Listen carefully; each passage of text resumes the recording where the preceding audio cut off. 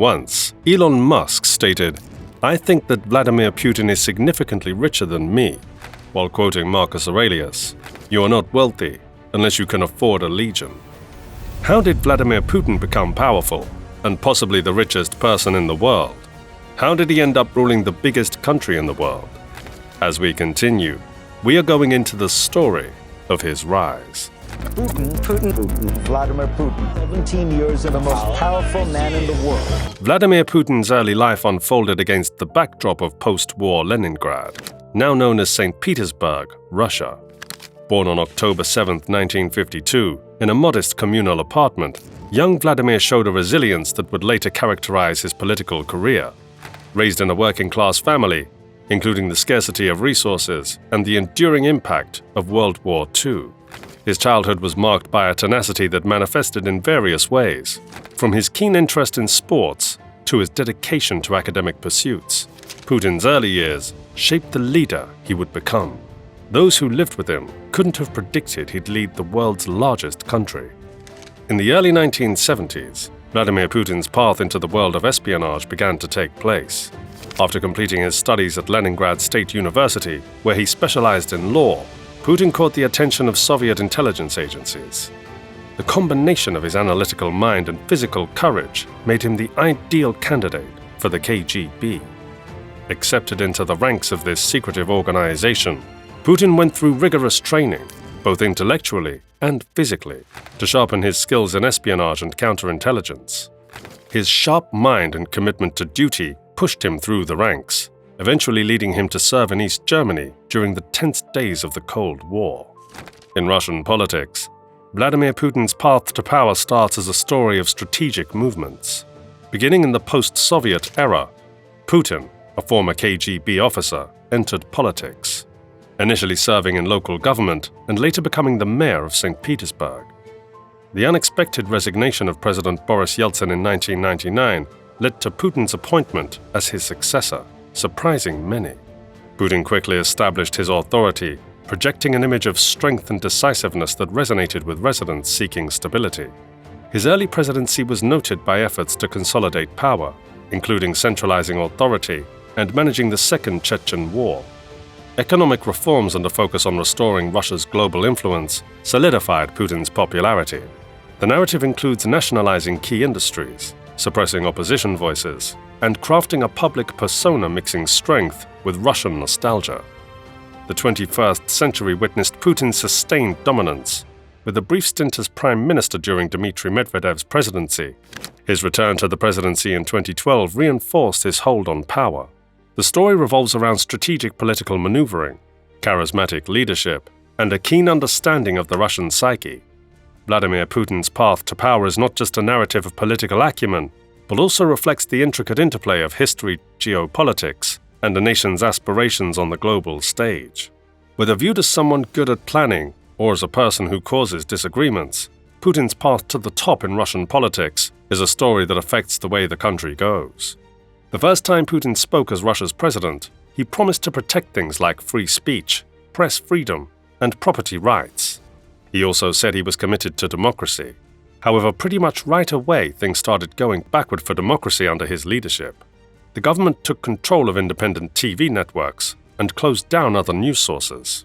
They also got rid of elections for governors and senators, limited the number of the courts, and restricted opposition political parties. When there were elections, people noticed a lot of problems with how people voted. People started calling Putin's system a managed democracy.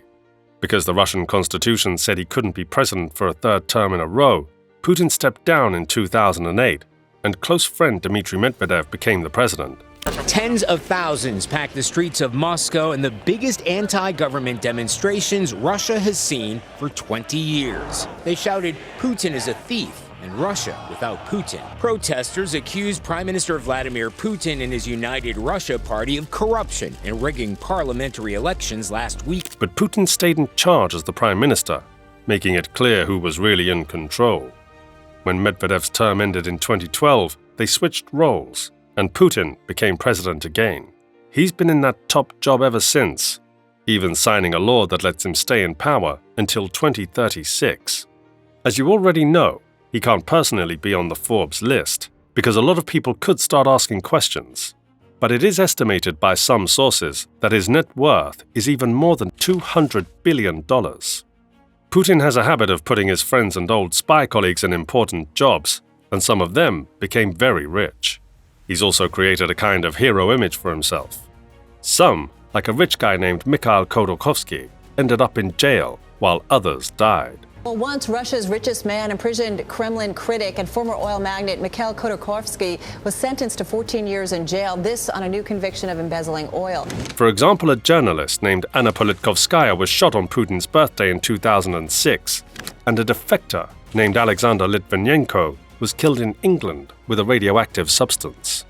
Be the first to know about our upcoming content. Like and subscribe to our YouTube channel. Now let's get back to Putin. More recently, a guy named Alexei Navalny, who doesn't like Putin, was not allowed to run for president, survived an attempt on his life, and then got put in jail on charges that many think are just because Putin doesn't like him.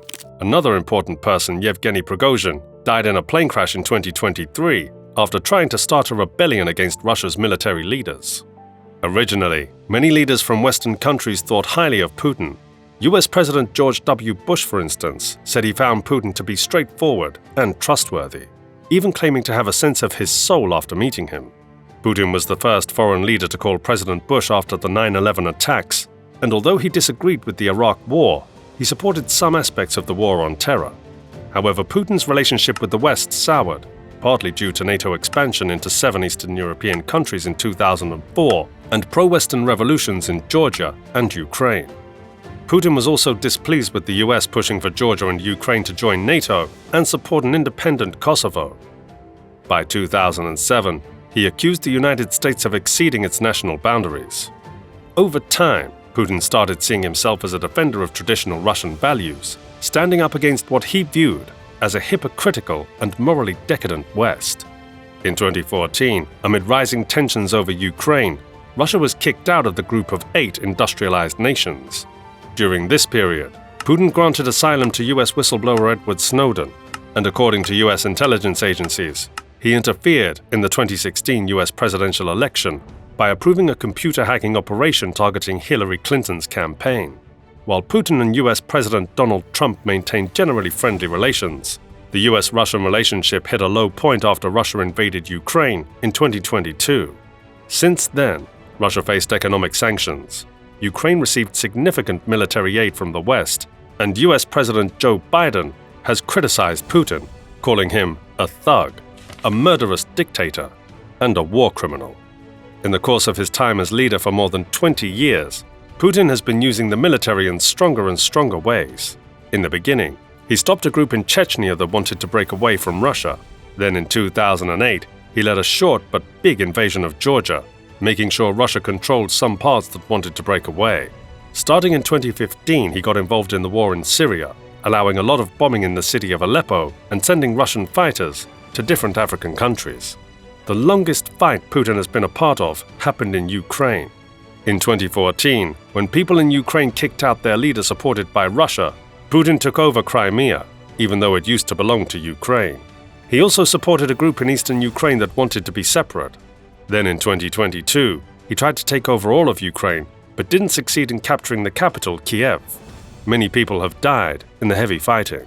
The Russian army is accused of targeting regular people on purpose and doing bad things like torture. Because of this, the International Criminal Court wants to arrest Putin, although it's not likely he will go to trial. Over more than 2 decades, Putin has faced both approval and criticism for his decisions, consolidating power at home and making assertive moves globally. His involvement in conflicts, like taking over Crimea and the invasion of Ukraine, has significantly shaped world politics.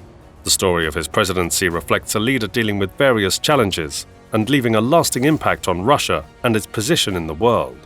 Join the conversation and share your insights about Putin's leadership. We want to hear your perspective on Vladimir Putin's role in global politics. Your thoughts matter to us, so please drop them in the comments below.